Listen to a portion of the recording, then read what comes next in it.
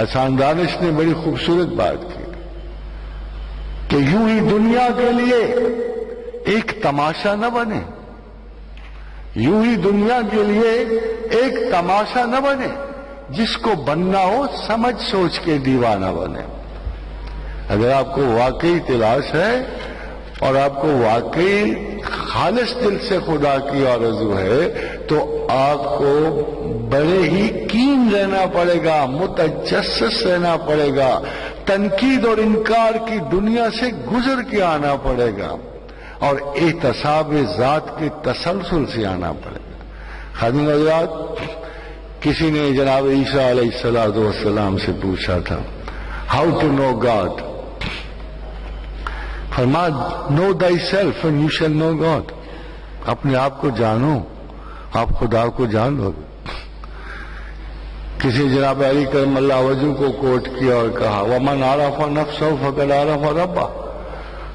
جس نے اپنی نفس کو پہچان لیا اپنے رب کو پہچان لیا۔ سرکار ساتھ آپ صلی اللہ علیہ وآلہ وسلم کا ارشاد گرامی ہوا کہ اللہ جسے اپنا علم دینا چاہتا ہے سب سے پہلے اس کی آنکھ اس کے اوپر کھول دیتا ہے۔ اب اگر آپ تینوں سٹیٹمنٹ کو دیکھیں ان میں عبادات کا کوئی ذکر ہی نہیں ہے۔ It's all said کہ there is something very important, very very important، وہ ہے سیلف ہے، ذات ہے، اور جب تک اپنی ذات کی آپ شناخت نہیں کرو گے آپ خدا نہیں پاؤ گے۔ ہم نے اپنی ذات کے مطالعے میں بڑی تخصیص برتنی ہوتی ہے۔ ایک بات سن لو، the only major problem in you and in the understanding of God is self sympathy. مجھے اپنا آپ بڑا عزیز ہوتا ہے، میں ہر رنگ میں عزیز ذات ہوں، میں کسی بھی مرحلے میں کبھی میں نے نہیں کہا کہ میں اس مصیبت کا حقدار تھا، کبھی میں نے نہیں کہا کہ میں اس انسلٹ کا حقدار ہوں، کبھی میں نے نہیں کہا کہ یہ جو کسی راہ گزر نے مجھے ایک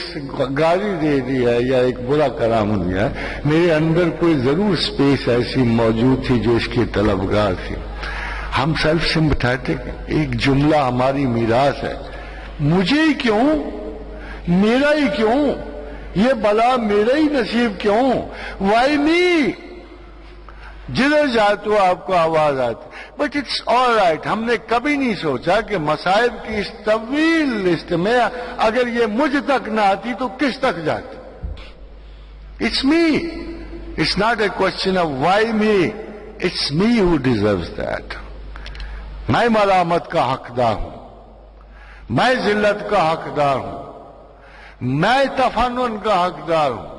جب تک میں اپنی ذات کے ساتھ ہمدردی کرتا رہوں گا مجھے اللہ کی کبھی بھی شناخت نصیب نہیں ہوتی، کیونکہ قرآن نے واشگاف لہجوں میں کہا کہ وَأَمَّا مَنْ خَافَ مَقَامَ رَبِّهِ وَنَهَى النَّفْسَ عَنِ الْهَوَىٰ،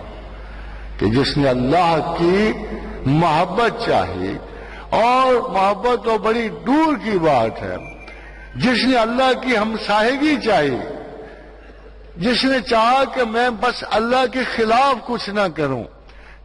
چاہے میں اس کے حق میں کچھ کروں یا نہ کروں، میں اس کے خلاف نہ کروں، تو قرآن حکیم نے کہا وَأَمَّا مَنْ خَافَ مَقَامَ رَبِّهِ، جو اپنے رب کے خلاف کھڑا ہونے سے ڈرا، وَنَهَى النَّفْسَ عَنِ الْهَوَىٰ، اس نے اپنے سیلف کی اور اپنی ہوا کی مخالفت کی۔